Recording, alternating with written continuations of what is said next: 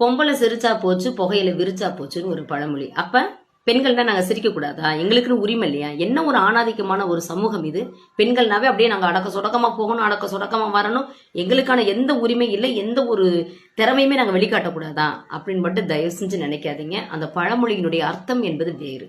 சரியா? புகையிலே விரிச்சா போச்சு அப்படின்னா புகையிலை நல்லா மடிச்சுதான் வச்சிருப்பாங்க. நமக்கு எப்ப சாப்பிடணுமோ அப்ப மட்டும்தான் அதை என்ன பண்ணுவாங்க அப்படின்னா அதை ஓபன் பண்ணி என்ன பண்ணுவாங்க, யூஸ் பண்ணுவாங்க. இப்ப என்ன அப்படின்னா எப்ப ஓபன் பண்றோமோ அப்பயும் அதனுடைய காரம்ன்றது காத்தோட கலந்துரும். ஓகே, அப்ப பெண்கள் என்பவர்கள் தேவையான இடத்தில் தான் அவங்களுடைய திறமை என்பது வெளிப்பட வேண்டும். தேவையான இடத்தில் தான் அவர்கள் எதையுமே வெளிக்காட்ட வேண்டும்.